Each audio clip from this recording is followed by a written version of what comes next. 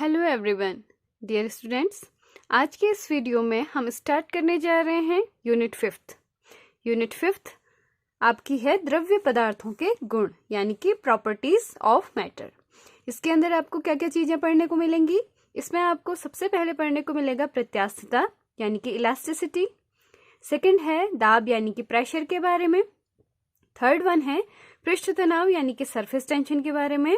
और फोर्थ है आपका श्यानता यानी कि विस्कोसिटी के बारे में। ठीक है, तो यूनिट फिफ्थ को हम स्टार्ट करने जा रहे हैं। आपको अपने सब्जेक्ट की अलग अलग यूनिट्स की को देखना है तो आप वो प्लेलिस्ट में जाके देख सकते हैं। ठीक है, फिजिक्स फॉर पॉलिटेक्निक चैनल के प्लेलिस्ट वाली टैब पर जाइए और वहां पर आपको डिफरेंट यूनिट्स का कंटेंट मिल जाएगा। ठीक है, तो स्टार्ट करते हैं आज का वीडियो। डियर स्टूडेंट्स, यहाँ पर इस डायग्राम में मैंने एक स्प्रिंग को लिया है जिसको मैंने एक फिक्स्ड सपोर्ट से अटैच कर दिया है यानी कि एक दृढ़ आधार से इसको बांध दिया है। ठीक है, अब अगर मैं इस स्प्रिंग के निचले हिस्से पर एक फोर्स अप्लाई करती हूँ यानी कि एक बल लगाती हूँ तो देखिए प्रारंभिक लंबाई इसकी कितनी है, कैपिटल एल। और जब हम ये फोर्स इस पर अप्लाई करते हैं यानी बल लगाते हैं तो देखिए स्प्रिंग लंबाई में बढ़ जाती है यानी उसकी लंबाई में कुछ चेंज आ जाता है, वृद्धि हो जाती है। पहले इसकी लंबाई थी कैपिटल एल, अब इसकी लंबाई टोटल हो गई है capital L plus small L. तो यहाँ पर इसकी लंबाई में स्मॉल एल अमाउंट का चेंज आ गया है। ठीक है, अब अगर इस स्प्रिंग पर लगाए गए इस बल को अगर आप हटा दें तो क्या होगा, आप सभी जानते हैं। ऑब्वियसली जो स्प्रिंग है वो वापस अपनी उसी अवस्था में चली जाएगी यानी कि वो अपनी लेंथ एल को फिर से ऑब्टेन कर लेगी यानी जैसी पहले थी वो वैसे ही हमें लास्ट में मिल जाएगी। तो आपने क्या किया, स्प्रिंग पर एक बल नीचे की ओर को लगाया जिसकी वजह से स्प्रिंग की लंबाई में क्या हुई, वृद्धि हुई। और स्प्रिंग से वो बल हटा लेने पर आपने हाथ हटा दिया, बल हटा दिया तो क्या हुआ, स्प्रिंग वापस अपनी उसी पूर्वावस्था में आ गई। तो डियर स्टूडेंट्स, वस्तुओं के इसी गुण को हम नाम देते हैं प्रत्यास्थता या फिर इलास्टिसिटी। ठीक है, तो इसमें सबसे पहले एक इम्पोर्टेंट चीज आप जान लीजिए कि जो ये फोर्स आपने लगाया है इसको आप क्या कहते हैं। तो देखिए ये जो बल कैपिटल एफ मैंने लिखा है यहाँ पर यानी जो ये बाह्य बल लगाया जाता है इस बल को नाम दिया जाता है विरूपक बल। ठीक है, यानी कि इंग्लिश में इसे कहेंगे हम डिफॉर्मिंग फोर्स। ठीक है, तो इसकी डेफिनेशन देख लेते हैं। ठीक है, तो इस प्रत्यास्थता के अंदर सबसे पहली डेफिनेशन हमारी आती है विरूपक बल यानी डिफॉर्मिंग फोर्स की। ठीक है, तो डिफॉर्मिंग फोर्स क्या है, जब हम किसी वस्तु पर कोई बाह्य बल लगाते हैं तो वस्तु का आकार अथवा रूप या दोनों ही बदल जाते हैं। इस बाह्य बल को ही हम क्या कहते हैं, विरूपक बल। In English, whenever we apply an external force on any object then size or shape or both of that object changes, this force is called deforming force। ठीक है, अब इसके बाद बात कर लेते हैं उसी प्रत्यास्थता की जिसकी हमने बात की थी। देखिए स्प्रिंग को जब मैंने खींचा था नीचे की ओर को और फिर डिफॉर्मिंग फोर्स को हटा दिया था तो क्या हुआ था, जो स्प्रिंग थी वो वापस अपनी पूर्वावस्था में चली गई थी। तो वहां पर हम क्या कहेंगे कि उस स्प्रिंग में इलास्टिसिटी मौजूद थी यानी उस स्प्रिंग का यह गुण क्या कहलाएगा, प्रत्यास्थता या फिर इलास्टिसिटी। तो प्रत्यास्थता की क्या परिभाषा हुई, प्रत्यास्थता किसी वस्तु के पदार्थ का वह गुण है जिसके कारण वस्तु किसी विरूपक बल के द्वारा उत्पन्न आकार अथवा रूप परिवर्तन का विरोध करती है और जैसे ही विरूपक बल हटा लिया जाता है वस्तु अपनी पूर्वावस्था को प्राप्त कर लेती है। इन इंग्लिश क्या होगी definition, elasticity is the ability of a deformed material body to return to its original shape and size when the forces causing the deformations are removed। अब चलिए कुछ डेफिनेशंस और देख लेते हैं। देखिए पहली डेफिनेशन मैंने यहाँ पर लिखी है, पूर्ण प्रत्यास्थ वस्तुएं यानी कि perfectly elastic bodies. Perfectly elastic bodies क्या होती हैं, देखिए अगर ऑब्जेक्ट से डिफॉर्मिंग फोर्स हटा लेने पर यानी विरूपक बल हटा लेने पर ऑब्जेक्ट अपनी ओरिजिनल साइज और शेप को रिगेन कर लेता है, यानी वस्तु अपनी पूर्वावस्था में चली जाती है पूरी तरह से। ठीक है, तो तब ऐसी वस्तुओं को हम कहते हैं पूर्ण प्रत्यास्थ वस्तुएं, यानी कि परफेक्टली इलास्टिक बॉडीज। ठीक है, तो जब भी हम किसी ऑब्जेक्ट पर अगर डिफॉर्मिंग फोर्स लगाते हैं और डिफॉर्मिंग फोर्स के रिमूव होने पर ऑब्जेक्ट वापस अपनी इनिशियल स्टेज को रिगेन कर लेता है, तो तब हम कहते हैं कि वो ऑब्जेक्ट कैसा है, परफेक्टली इलास्टिक है। देखिए, प्रैक्टिकल लाइफ में परफेक्टली इलास्टिक बॉडीज का मिलना पॉसिबल नहीं है, लेकिन कुछ वस्तुएं ऐसी हैं जिन्हें हम लगभग पूर्ण प्रत्यास्थ मान सकते हैं। ऐसी वस्तुओं के दो उदाहरण यहाँ पर लिखे हैं मैंने, क्वार्ट्ज है और फॉस्फर ब्रॉन्ज है। ठीक है, फिर उसके बाद देख लेते हैं पूर्ण सुघट्य वस्तुएं, यानी कि इंग्लिश में क्या कहेंगे, परफेक्टली प्लास्टिक बॉडीज। अब देखिए, अभी हमने परफेक्टली इलास्टिक बॉडीज में देखा था कि इन वस्तुओं में से विरूपक बल हटा लेने पर वो अपनी ओरिजिनल साइज और शेप को रिगेन कर ले रही थी। ठीक है, लेकिन कुछ वस्तुएं इसके विपरीत होती हैं, यानी कि उनमें से अगर आप डिफॉर्मिंग फोर्स को हटा भी दें, यानी विरूपक बल को हटा भी दें, तब भी वो अपनी पूर्वावस्था को प्राप्त नहीं कर पाती हैं। ठीक है, तो ऐसी वस्तुओं को हम क्या नाम देंगे, ऐसी वस्तुओं को हम नाम देते हैं पूर्ण सुघट्य वस्तुएं, यानी कि परफेक्टली प्लास्टिक बॉडीज। ठीक है, अब प्रैक्टिकल लाइफ में आपका परफेक्ट प्लास्टिक बॉडी मिलना इम्पॉसिबल है, लेकिन कुछ वस्तुओं को आप लगभग पूर्ण सुघट्य यानी कि परफेक्टली प्लास्टिक मान सकते हैं। कौन सी वस्तुएं हैं, वो है मोम, गीली मिट्टी या पुट्टी, पैराफिन वैक्स, ये सब आपकी क्या है, प्लास्टिक बॉडीज के एग्जाम्पल्स हैं। ठीक है, यहाँ पर मैंने लास्ट में लिख दिया, in fact nobody is perfectly elastic और प्लास्टिक। ठीक है, अब एक नेक्स्ट डेफिनेशन ले लेते हैं, प्रत्यास्थता की सीमा। ठीक है, यानी लिमिट ऑफ इलास्टिसिटी। अच्छा, ये लिमिट ऑफ इलास्टिसिटी पढ़ना आपके लिए क्यों जरूरी है? देखिए, एग्जाम में जरूरी नहीं है कि ये पूछा जाए, लेकिन एग्जाम में जो क्वेश्चंस आपके पूछे जाते हैं इस प्रत्यास्थता वाले कंटेंट से, प्रत्यास्थता वाले जो टॉपिक है उससे, उसमें से आने वाले क्वेश्चंस में आपका कॉन्सेप्ट क्लियर करने के लिए इन डेफिनेशंस का जानना आपके लिए बहुत जरूरी है। ठीक है, तो प्रत्यास्थता की सीमा, इसको देख लेते हैं, ये क्या चीज है। ठीक है, अभी मैंने आपको एक दिखाया था कि स्प्रिंग पर मैंने फोर्स लगाया था और उस फोर्स को हटाने पर वो स्प्रिंग वापस अपनी उसी अवस्था में चली गई थी। ठीक है, अगर उस स्प्रिंग पर लगने वाले बल को मैं और बढ़ा दूं नीचे की तरफ को, तो क्या होगा, उस डिफॉर्मिंग फोर्स के हटाने पर, बल के हटाने पर स्प्रिंग हो सकता है वापस अपनी अवस्था में फिर से चले जाए, यानी कि वो अपनी ओरिजिनल साइज और शेप को फिर से प्राप्त कर ले। चलिए, उसके बाद मैं थोड़ा सा और उस पर लगने वाला फोर्स और बढ़ा देती हूँ, उस स्प्रिंग को नीचे की और ज्यादा फोर्स से नीचे को खींचती हूँ।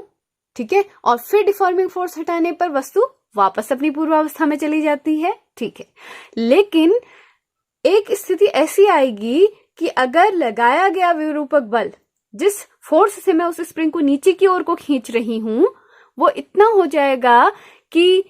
ज्यादा हो जाएगा कि उसके बाद अगर आप उस डिफॉर्मिंग फोर्स को हटाएंगे तो भी वो स्प्रिंग अपनी उस पुरानी अवस्था में वापस नहीं जा पाएगी, यानी उसकी लंबाई में एक परमानेंट चेंज आ जाएगा, कुछ न कुछ वो लंबाई में बढ़ जाएगी। ठीक है, तो इस लिमिट को ही हम नाम दे देते हैं प्रत्यास्थता की सीमा। तो डेफिनेशन क्या बनेगी वो देख लीजिए, किसी पदार्थ पर लगाए गए विरूपक बल की उस सीमा को, ठीक है, अप्लाइड डिफॉर्मिंग फोर्स की वो मैक्सिमम लिमिट जहां तक उस ऑब्जेक्ट में इलास्टिसिटी का गुण मौजूद रहता है, उस लिमिट को हम कहते हैं लिमिट ऑफ इलास्टिसिटी, यानी कि लगाए गए विरूपक बल का अधिकतम मान जहां तक वस्तु में क्या मौजूद रहता है, प्रत्यास्थता का गुण मौजूद रहता है, उसे हम क्या कहते हैं, प्रत्यास्थता की सीमा। आशा है आपको समझ में आ गया होगा। अगर नहीं समझ में आया तो मैं एक यहाँ पर आपको फिर से स्प्रिंग बना के दिखाती हूँ। यहाँ पर देखिए, ये स्प्रिंग थी, इस पर जो मैंने फोर्स नीचे की ओर को लगाया था, सपोज मैंने शुरू में बहुत कम अमाउंट का फोर्स लगाया था, सपोज 1 न्यूटन का फोर्स इस पर लगा था, रफ कैलकुलेशंस हम ले रहे हैं यहाँ पर। 1 न्यूटन का फोर्स लगाया था, यानी कि 1 न्यूटन के बल से मैंने इसे खींचा, तो जो बल मैं लगा रही हूँ उसका नाम क्या होगा, विरूपक बल। ठीक है, तो 1 न्यूटन का विरूपक बल डिफॉर्मिंग फोर्स इस पर लगा है, और ये 1 न्यूटन का बल हटा देने पर ये स्प्रिंग वापस ऊपर चली जाएगी। ठीक हो गया। अगर आप इस फोर्स को बढ़ा दें, इसको 2 न्यूटन कर दें, ठीक है, मैं 2 न्यूटन के बल से इसे नीचे की ओर को खींचूं और फिर वापस हाथ हटा दूं, तो क्या होगा, स्प्रिंग वापस अपनी उसी पुरानी अवस्था में चली जाएगी। लेकिन अगर मैं इसी तरह से इस अप्लाइड फोर्स को बढ़ाती जाऊं, यानी कि विरूपक बल को बढ़ाते जाऊं, तो एक सीमा जरूर ऐसी आएगी जहां पर तक इसमें प्रत्यास्थता का गुण मौजूद होगा। सपोज मैंने इसको बढ़ा के 5 न्यूटन कर दिया। ठीक है, तो 5 न्यूटन के फोर्स से मैं इसे डाउनवर्ड डायरेक्शन में खींच रही हूं, यानी विरूपक बल जो इस पर लगाया जा रहा है वो लगभग है 5 न्यूटन का। ठीक है, तो 5 न्यूटन का फोर्स लगाया मैंने, और फिर इसे छोड़ने पर स्प्रिंग वापस अपनी अवस्था में चली गई। देखिए, ये 5 न्यूटन मान लिया जाए प्रत्यास्थता की सीमा है, यानी कि लिमिट ऑफ इलास्टिसिटी है। तो क्या होगा, अगर मैं 5 न्यूटन से थोड़ा भी ऊपर बढ़ती हूँ, 5.1 न्यूटन का फोर्स, चलिए सपोज मैं 6 न्यूटन का फोर्स लगा देती हूँ। ठीक है, 6 न्यूटन का फोर्स, डिफॉर्मिंग फोर्स इस पर लगाती हूँ और फिर इस डिफॉर्मिंग फोर्स को हटाती हूँ, तब क्या होगा आप जानते हैं, तब वस्तु यानी कि ये जो स्प्रिंग है ये अपनी उसी पुरानी अवस्था में वापस नहीं जा पाएगी। यानी कि जो इसकी लंबाई अगर सपोज कैपिटल L थी शुरू में, जो इसकी ओरिजिनल लेंथ थी, वो अब इसमें लेंथ कैपिटल L नहीं रह जाएगी। इसकी लेंथ कुछ न कुछ चेंज यानी कि लंबी हो जाएगी। ठीक है, इसकी लेंथ कुछ न कुछ बड़ी हो जाएगी। ठीक है, और इसी लिमिट को, ये जो 5 न्यूटन है ये क्या था, लगाया गया डिफॉर्मिंग फोर्स था। ठीक है, तो डिफॉर्मिंग फोर्स की उस सीमा को जहां तक वस्तु में प्रत्यास्थता का गुण मौजूद रहता है उसे हम क्या कहते हैं, लिमिट ऑफ इलास्टिसिटी। तो इस स्प्रिंग के लिए 0 से लेकर 5 न्यूटन तक क्या है, प्रत्यास्थता की सीमा है, या फिर कहें कि 5 न्यूटन तक इस स्प्रिंग की लिमिट ऑफ इलास्टिसिटी है। ठीक है, चलिए अब इस कारण को जानने की कोशिश करते हैं कि आखिर ये जो हम डिफॉर्मिंग फोर्स नीचे को लगाते हैं, यानी जब हम किसी बल से किसी स्प्रिंग को नीचे की ओर को खींचते हैं, तो इस बल के हटाने पर वो स्प्रिंग वापस ऊपर को क्यों चली जाती है। ठीक है, इसका क्या कारण होगा। देखिए, जो ये स्प्रिंग है ये क्या है, सॉलिड है, यानी कि ठोस है। ठीक है, ये इसके अंदर बहुत सारे अपने मॉलिक्यूल्स होंगे, बहुत सारे अणु होंगे। ठीक है, और सॉलिड के मॉलिक्यूल्स के बीच में, अणुओं के बीच में एक इंटरमॉलिक्यूलर अट्रैक्शन फोर्स वर्क करता है। ठीक है, एक अंतराण्विक बल कार्य करता है, जिसकी वजह से सारे के सारे मॉलिक्यूल्स आपस में बंधे हुए रहते हैं। ठीक है, तो देखिए, जब आप फोर्स लगाते हैं, मैंने यहाँ पर मॉलिक्यूल्स के फॉर्म में ये सर्कल्स दिखाए हैं। ठीक है, तो मान लीजिए सबसे नीचे के क्रॉस सेक्शनल एरिया पर, सबसे नीचे की अनुप्रस्थ काट पर जो क्रॉस सेक्शनल एरिया है इस स्प्रिंग का, उस पर जब आप फोर्स F लगाते हैं, तो आप सपोज नीचे के मॉलिक्यूल्स को, इस स्प्रिंग के निचले हिस्से के अणुओं को नीचे की ओर को खींचने का काम कर रहे हैं। ठीक है, तो होता क्या है वहां पर, देखिए जो ये मॉलिक्यूल्स हैं, इस रो वाले मॉलिक्यूल, फर्स्ट सेकंड थर्ड ये नाम दे देती हूँ, रफली अभी इन्हें। ठीक है, तो आपने फर्स्ट रो के मॉलिक्यूल्स पर फोर्स लगाया था, यानी कि वैसे इस फोर्स के लगाने से ये सारे के सारे मॉलिक्यूल्स नीचे की डायरेक्शन की ओर को खींचेंगे। ठीक है, अब देखिए ये मॉलिक्यूल नीचे की डायरेक्शन में खींचा है, लेकिन ठोसों में होता क्या है, दो मॉलिक्यूल्स के बीच में क्या वर्क करता है, इंटरमॉलिक्यूलर फोर्स ऑफ अट्रैक्शन, यानी अंतराण्विक बल काम करता है।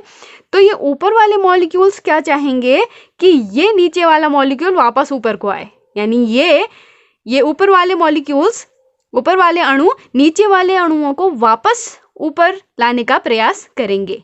तो इस स्थिति में वो क्या करेंगे, लगाए गए बल के विपरीत दिशा में एक बल लगाएंगे, यानी ऊपर की ओर को खींच रहे हैं, यानी कि अपोजिट डायरेक्शन में एक फोर्स लगा रहे हैं, और इस फोर्स को नाम देते हैं हम इंटरनल रिस्टोरिंग फोर्स या फिर आंतरिक प्रतिक्रिया बल। देखिए हुआ क्या था यहाँ पर, आपने देखा क्या हुआ यहाँ कि जब हम नीचे के मॉलिक्यूल्स को नीचे की ओर को खींचते हैं तो क्या होता है, ऊपर वाले मॉलिक्यूल्स उन्हें वापस अपनी अवस्था में लाने का प्रयास करते हैं, और एक फोर्स अपोजिट डायरेक्शन में लगाते हैं। और न्यूटन का क्रिया प्रतिक्रिया नियम तो आप जानते ही हैं कि for every action there is an equal and opposite reaction. तो इस लगाए गए बल के विपरीत दिशा में उतने ही अमाउंट का फोर्स प्रोड्यूस होगा, ठीक है। और इस फोर्स को हम नाम देते हैं आंतरिक प्रतिक्रिया बल। और यही कारण है कि इस आंतरिक प्रतिक्रिया बल के लगने के कारण ही वो स्प्रिंग वापस अपनी पुरानी अवस्था में चली जाती है। तो चलिए अब नेक्स्ट टर्म देख लेते हैं, प्रतिबल यानी कि स्ट्रेस को, ठीक है। तो प्रतिबल कहते किसे हैं? देखिए अभी मैंने आपको स्प्रिंग का एग्जाम्पल दिया था कि स्प्रिंग पर जब हम विरूपक बल लगाते हैं और विरूपक बल हटा लेने पर स्प्रिंग वापस क्यों चले जाती है, ठीक है। उसका रीजन क्या था कि उस स्प्रिंग के प्रत्येक अनुप्रस्थ परिच्छेद के क्षेत्रफल पर एक आंतरिक प्रतिक्रिया बल उत्पन्न हो जाता था जो उसे वापस अपनी अवस्था में लाने का प्रयास करता था, ठीक है। तो प्रतिबल कहते किसे हैं? देखिए साम्य अवस्था में वस्तु की अनुप्रस्थ काट के एकांक क्षेत्रफल पर कार्य करने वाले उसी आंतरिक प्रतिक्रिया बल को हम प्रतिबल कहते हैं। यानी इन इंग्लिश हम क्या कहेंगे? In equilibrium the internal restoring force acting per unit cross sectional area of a deformed body is called stress. That is, अब लिखेंगे कैसे? देखिए फॉर्मूला अगर एग्जाम में लिखने को आता है तो आप लिखेंगे प्रतिबल बराबर आंतरिक प्रतिक्रिया बल बट्टे क्षेत्रफल, ठीक है। Stress equals internal restoring force upon area, S equals F upon A, ठीक है। अब प्रतिबल का मात्रक क्या होगा? देखिए आप किसी भी नई फिजिकल क्वांटिटी को पढ़ते हैं तो आपको उसकी यूनिट और डायमेंशन जानना बहुत ज़रूरी है, ठीक है। और एग्जाम्स में ये 1 मार्क्स में पूछी भी जा सकती है, ठीक है। तो इसकी यूनिट क्या होगी? देखिए फोर्स की यूनिट होती है न्यूटन और एरिया की होती है मीटर स्क्वायर। तो ये इसकी यूनिट क्या बनेगी? न्यूटन पर मीटर स्क्वायर, ठीक है। और डायमेंशन निकालना मैंने आपको पहले एक वीडियो में बताया है, ठीक है। तो डायमेंशन आप इसकी निकालेंगे तो पहले फोर्स की डायमेंशन रखेंगे और नीचे एरिया यानी क्षेत्रफल की डायमेंशन रखेंगे। तो आपको जो डायमेंशन मिलेगी वो आएगी आपकी ml-1 T⁻², ठीक है। तो चलिए देख लेते हैं कि ये स्ट्रेस यानी कि प्रतिबल कितने टाइप का होता है। तो देखिए टाइप्स ऑफ स्ट्रेस मैंने यहाँ लिखा है। प्रतिबल मेनली आपका 3 टाइप का होता है। आपकी जो बुक्स हैं वहाँ पर आपको ये देखने को मिलेगा, उसमें लिखा होगा अनुदैर्ध्य प्रतिबल, अभिलंब प्रतिबल और स्पर्श रेखीय प्रतिबल, यानी लॉन्गिट्यूडनल स्ट्रेस, नॉर्मल स्ट्रेस और टेंजेंशियल या फिर शेयरिंग स्ट्रेस, ठीक है। अब इसमें से जो अभिलंब प्रतिबल होता है, नॉर्मल स्ट्रेस, इसके भी 2 टाइप होते हैं, टेंसाइल स्ट्रेस यानी तनन प्रतिबल और दूसरा होता है आकुंचन प्रतिबल यानी कि कंप्रेसिव स्ट्रेस, ठीक है। तो डिटेल में इन तीनों को हम स्टडी करते हैं और इनमें से कौन कौन आपके लिए आगे के लिए यूजफुल होंगे उन्हें देखते हैं, ठीक है। अब देखिए पहले नंबर पर लिखा था मैंने अनुदैर्ध्य प्रतिबल यानी कि लॉन्गिट्यूडनल स्ट्रेस।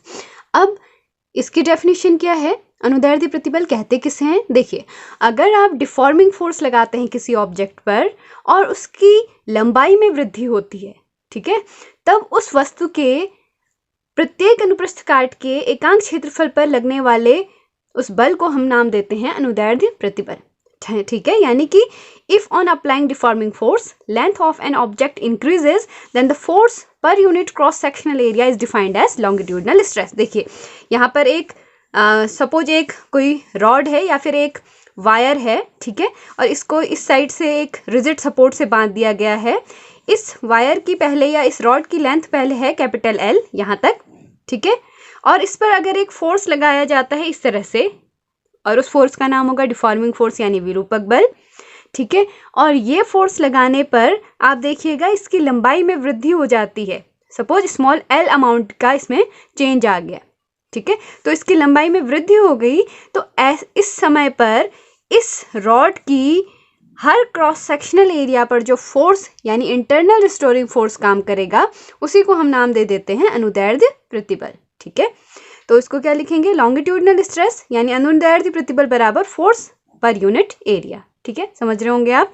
अनुदैर्ध्य प्रतिबल मतलब ऐसा प्रतिबल जिस समय वस्तु की लंबाई में वृद्धि देखने को आपको मिले, ठीक है, ठीक है। नेक्स्ट बात करते हैं, सेकंड है आपका अभिलंब प्रतिबल यानी कि नॉर्मल स्ट्रेस। अब नॉर्मल स्ट्रेस किसे कहेंगे? ठीक है, देखिए यदि वस्तु पर आप डिफॉर्मिंग फोर्स लगा रहे हैं, ठीक है, और वस्तु के क्षेत्रफल पर अभिलंबवत वो डिफॉर्मिंग फोर्स काम कर रहा है, ठीक है।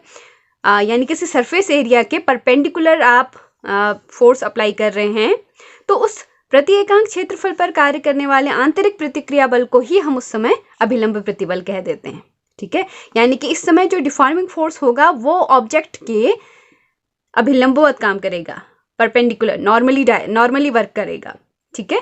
और उस समय जो पर यूनिट क्रॉस सेक्शनल एरिया जो फोर्स आपका क्रिएट हुआ है, इंटरनल स्टोरिंग फोर्स, उसी को हम नाम दे देते हैं अभिलंब प्रतिबल।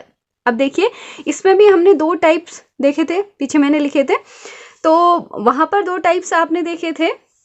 उसमें मैंने लिखा था तनन प्रतिबल और आकुंचन प्रतिबल, ठीक है, टेंसाइल स्ट्रेस और कंप्रेसिव स्ट्रेस। एक्चुअली अभिलंब प्रतिबल 3 तरह का भी आप दिखा सकते हैं, ठीक है। पहला उसमें से आप दिखाएंगे तनन प्रतिबल, आकुंचन प्रतिबल, और एक तीसरे प्रकार का भी आपके पास प्रतिबल आता है जिसे कहते हैं आप हाइड्रोलिक प्रतिबल या फिर आयतन प्रतिबल भी कहा जाता है उसे, ठीक है। तो इन तीनों को मैं डिटेल में आपको बताती हूँ, ठीक है। तो देखिए नॉर्मल स्ट्रेस यानी कि अभिलंब प्रतिबल निम्न प्रकार का होता है। पहला प्रकार बताया मैंने तनन प्रतिबल यानी टेंसाइल स्ट्रेस, ठीक है। अगर आप डिफॉर्मिंग फोर्स लगा रहे हैं यानी बाह्य बल लगा रहे हैं और बल लगाने से बल की ही दिशा में लंबाई में वृद्धि या खिंचाव होता है, तब उस प्रतिबल को हम कहते हैं तनन प्रतिबल यानी कि टेंसाइल स्ट्रेस।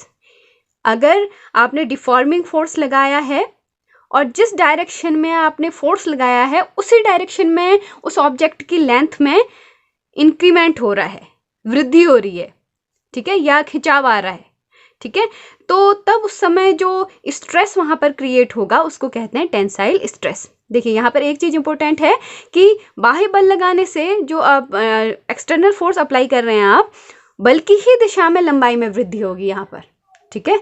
तो तनन प्रतिबल सिंपली क्या है, टेंसाइल स्ट्रेस किसे कहेंगे, बल लगाने पर बल की ही दिशा में लंबाई में वृद्धि होने पर जो प्रतिबल उत्पन्न होता है उसे हम तनन प्रतिबल कह देते हैं, ठीक है। जैसे सपोज मैंने यहाँ पर एक सिलेंडर लिया है, एक बेलनाकार वस्तु ली है, ठीक है। इसकी पहले लंबाई मैंने ली है स्मॉल l, ठीक है। इसका क्रॉस सेक्शनल एरिया है कैपिटल A, ठीक है। अब इस पर अगर हम एक फोर्स लगाएंगे, ठीक है, तो फोर्स लगाने पर आप सपोज यहाँ पर इस डायरेक्शन में आप फोर्स लगा रहे हैं, ठीक है। इस डायरेक्शन में अगर आप फोर्स लगा रहे हैं और इसी डायरेक्शन में लंबाई में वृद्धि आ रही है, देखिए डेल एल अमाउंट की, ठीक है। जो ये पिंक स्केच पेन से मैंने दिखाई है लाइन, इस डायरेक्शन में आप सपोज फोर्स लगा रहे हैं, ठीक है, और देखिए लंबाई में वृद्धि भी उसी डायरेक्शन में हो रही है, ठीक है। तो इस समय जो स्ट्रेस इसके पर यूनिट क्रॉस सेक्शनल एरिया पर प्रोड्यूस होगा उसी को हम कहते हैं टेंसाइल स्ट्रेस, ठीक है। बल लगाने पर बल की ही दिशा में लंबाई में वृद्धि हुई है, ठीक है, तो इसको कहेंगे टेंसाइल स्ट्रेस या तनन प्रतिबल। अच्छा, अब दूसरा देखते हैं। दूसरा है आकुंचन प्रतिबल या फिर कंप्रेसिव स्ट्रेस। देखिए नाम से ही जैसे आपको क्लियर हो रहा होगा, कंप्रेसिव यानी ऐसा स्ट्रेस जिसमें ऑब्वियसली फोर्स लगाने पर लंबाई में या फिर उस ऑब्जेक्ट में एक सिकुड़न या फिर एक कंप्रेशन प्रोड्यूस हो रहा होगा, ठीक है। देखिए यदि बाह्य बल लगाने से उत्पन्न अभिलंब प्रतिबल वस्तु में सिकुड़न उत्पन्न करे, ठीक है, तो उसे कहते हैं आकुंचन प्रतिबल।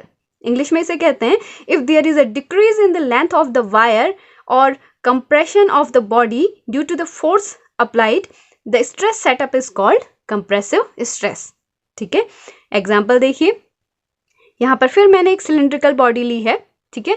देखिए ये सिलिंड्रिकल बॉडी है जो आपको सॉलिड लाइन से दिख रही है, ठीक है।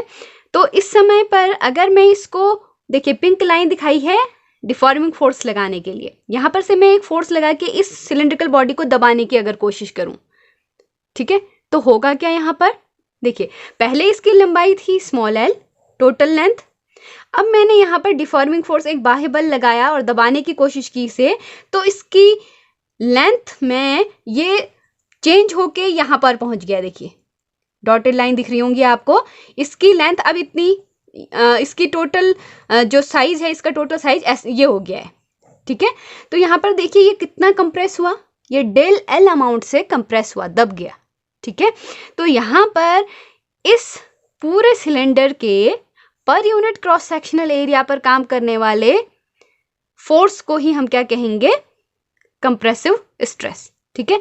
तो देखिए अब मैं दोनों को एक बार कंपेयर करके आपको दिखा रही हूँ। टेंसाइल स्ट्रेस के केस में देखिए आपने फोर्स ऊपर को लगाया था, लेंथ उसी डायरेक्शन में आपकी इंक्रीज हुई, तो इस फोर्स के अगेंस्ट, इस फोर्स की इस लगाए गए बल की विपरीत दिशा में जो ये बल उत्पन्न हुआ है, जो मैंने स्काई ब्लू पेन से दिखाया है, नीली पेन से दिखाया है, ये फोर्स अपॉन ए, उसको कहेंगे हम टेंसाइल स्ट्रेस। ठीक है। अब कंप्रेसिव स्ट्रेस, आकुंचन प्रतिबल, यानी उसमें क्या होगा, देखिए जो पिंक पेन से मैंने आपको दिखाया था वो था विरूपक बल जो आपने अप्लाई किया था, डिफॉर्मिंग फोर्स। ठीक है। तो ये डिफॉर्मिंग फोर्स लगाने पर इस वस्तु में जो इंटरनल स्टोरिंग फोर्स क्रिएट होगा वो कहाँ को होगा, उसके अपोजिट डायरेक्शन यानी ऊपर को। तो ये force per unit length, per unit area, sorry, this force per unit area is defined as compressive stress. ठीक है, क्लियर हो गया होगा आपको। इसके अलावा भी आपका एक अभिलंब प्रतिबल की कैटेगरी में एक और आपका स्ट्रेस आता है, उसको देख लेते हैं। चलिए नेक्स्ट स्ट्रेस आपका देख लेते हैं, हाइड्रोलिक प्रतिबल यानी हाइड्रोलिक स्ट्रेस, या फिर इसे दूसरे शब्दों में कहते हैं आयतन प्रतिबल या फिर वॉल्यूम स्ट्रेस। ठीक है।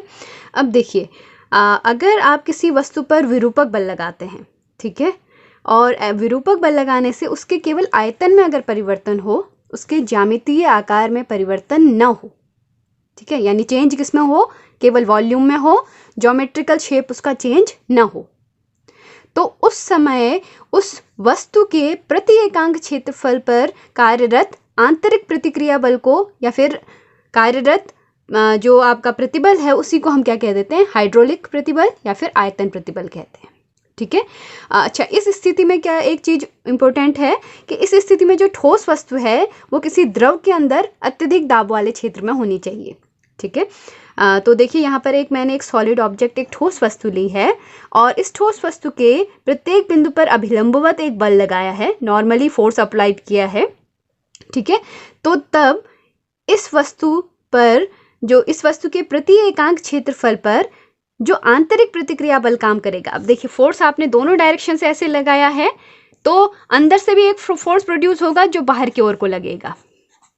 ठीक है। तो ये जो इंटरनल रिस्टोरिंग फोर्स है इसका यहाँ पर F, ये F अपॉन A या फिर कोई भी जो एरिया आप ले रहे हैं, force per unit area is defined as hydraulic stress. समझ गए आप लोग? ठीक है। तो इसको मैं फिर से रिपीट करती हूँ। अगर आप डिफॉर्मिंग फोर्स लगा रहे हैं which is acting normally at every point of the object, then the internal restoring force per unit area of that object is defined as hydraulic stress. ठीक है। सिंपली दूसरे शब्दों में इसे नॉर्मली हम प्रेशर भी लिख देते हैं।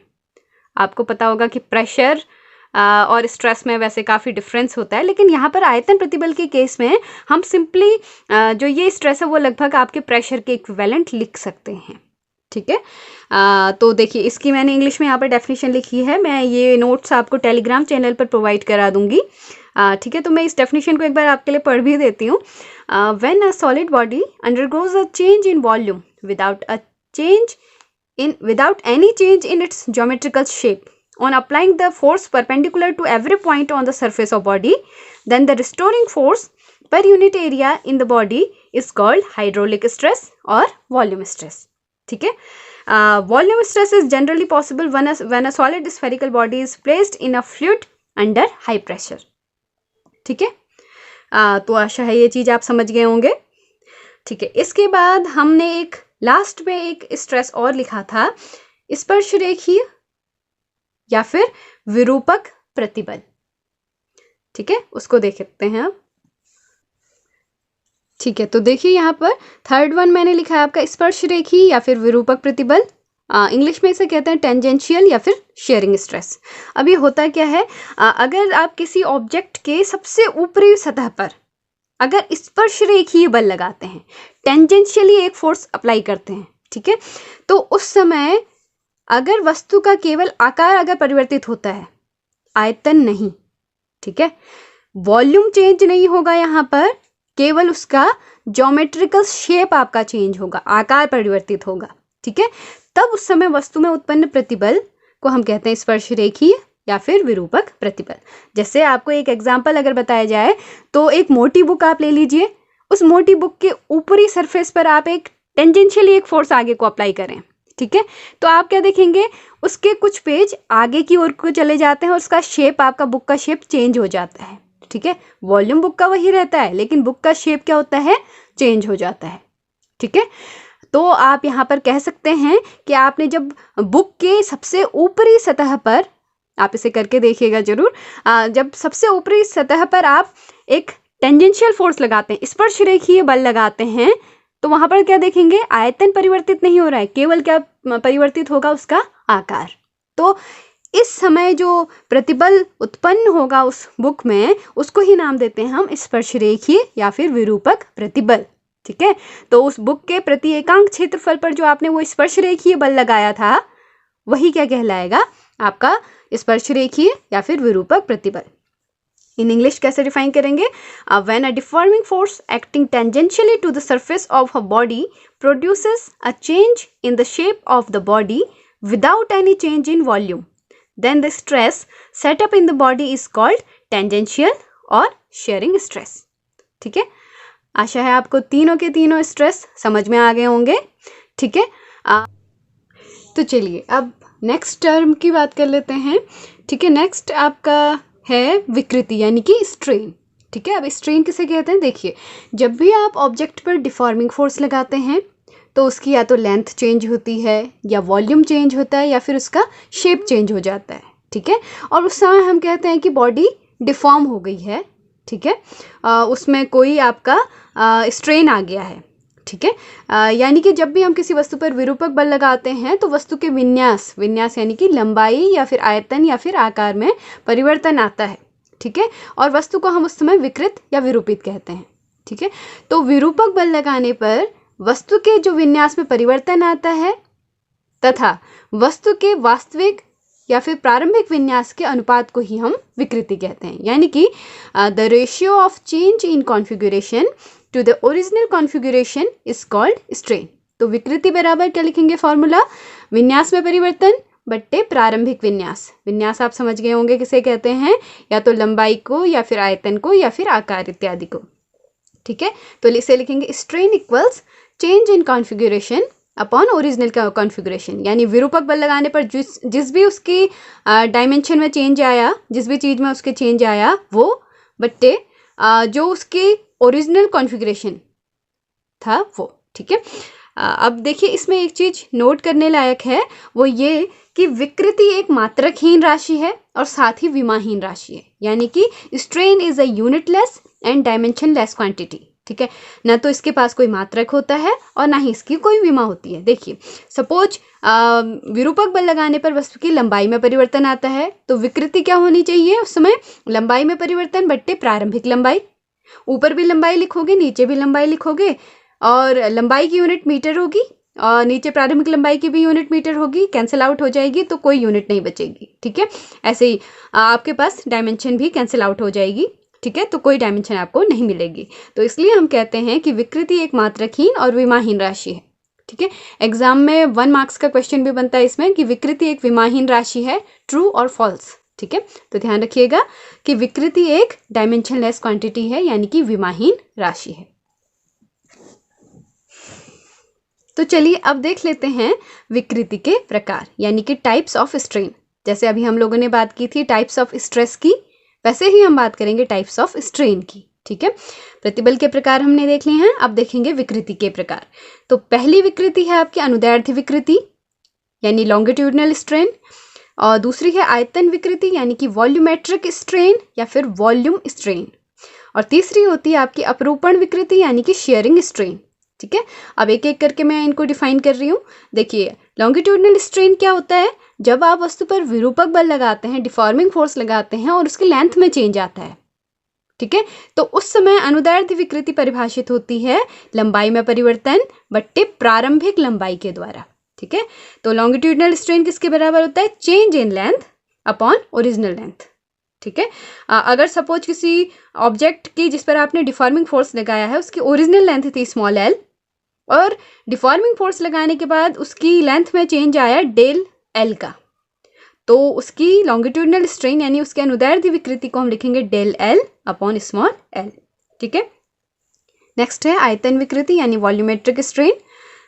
अगर आप ऑब्जेक्ट पर डिफॉर्मिंग फोर्स लगाते हैं और उसके वॉल्यूम में चेंज आता है, ठीक है, तो तब हम उस विकृति, उस स्ट्रेन को कहते हैं आयतन विकृति यानी कि वॉल्यूमेट्रिक स्ट्रेन।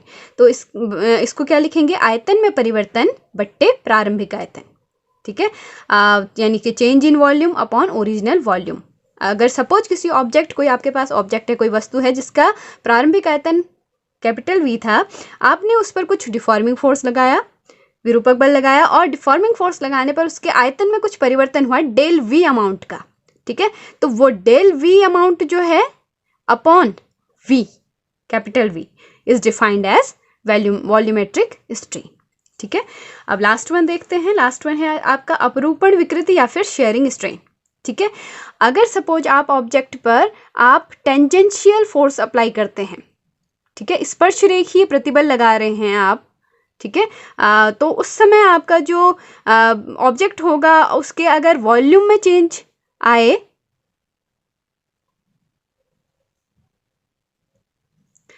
तो नेक्स्ट देख लेते हैं आपका अपरूपण विकृति या फिर शेयरिंग स्ट्रेन।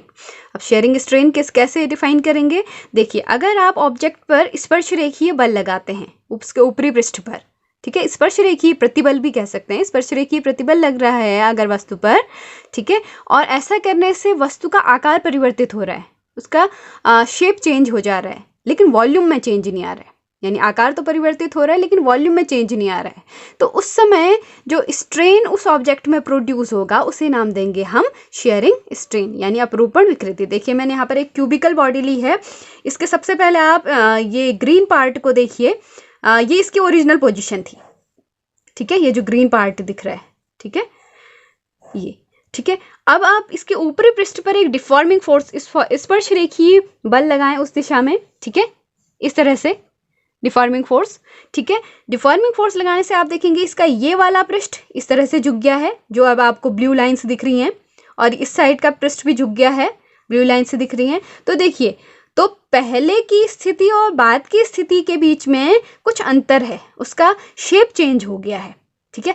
अब यहाँ पर एक चीज़ और ध्यान रखिएगा कि इसका सबसे निचला जो सरफेस है, ये आपका ये जो निचला हिस्सा है ये फिक्स्ड है, ये हमने स्थिर रखा है, और केवल ऊपरी हिस्से पर आपने फोर्स लगाया है, ठीक है, केवल ऊपरी हिस्से पर आपने बल लगाया है, निचला हिस्सा इसका, इस वस्तु का फिक्स्ड है, स्थिर है। तो इस समय पर जो ये वस्तु है, इस वस्तु का आकार परिवर्तित दिख रहा है आपको, ठीक है, जो मैंने आपको बुक का एग्जाम्पल दिया था, उसके ऊपरी सरफेस पर ऐसे फोर्स लगाएंगे आप, ये कहा था, ठीक है। तो देखिए, आप उस वस्तु का आकार चेंज हो गया है, और प्रारंभिक आकार के कंपैरिजन में यहाँ पर देखिए उसमें थीटा अमाउंट का चेंज आया है, ठीक है। तो ये जो थीटा है यही यहाँ पर शेयरिंग स्ट्रेन है यानी अपरूपण विकृति है, ठीक है। तो आशा है आपको प्रतिबल और विकृति दोनों अच्छे से समझ में आ गए होंगे। साथ ही प्रत्यास्थता की सीमा यानी इलास्टिसिटी क्या होती है, लिमिट ऑफ इलास्टिसिटी क्या होती है, स्ट्रेस क्या होता है, स्ट्रेन क्या होता है, सब आपको समझ में आ गया होगा। तो मिलते हैं नेक्स्ट वीडियो में। नेक्स्ट वीडियो में बहुत इंपॉर्टेंट टॉपिक्स आपको देखने को मिलेंगे। हुक्स लॉ देखेंगे, और उसके बेस पर जो आपके प्रत्यास्थता गुणांक देखने को मिलते हैं उन्हें देखेंगे, और साथ ही फिर नेक्स्ट वीडियोस में हम प्रतिबल विकृति वक्र की भी व्याख्या करेंगे, यानी स्ट्रेस स्ट्रेन कर्व को पढ़ेंगे। और हुक्स लॉ और जो स्ट्रेस स्ट्रेन कर्व है वो दोनों ही आपके एग्जाम के पॉइंट ऑफ व्यू से बहुत बहुत इंपॉर्टेंट हैं, ठीक है। तो सबसे पहले आप ये वीडियो कंप्लीटली देखिए, इसके नोट्स आपको टेलीग्राम चैनल पर मिल जाएंगे। तो मिलते हैं नेक्स्ट वीडियो में, तब तक पढ़ते रहिए और इस चैनल को लाइक, शेयर और सब्सक्राइब जरूर कीजिए। Thank you.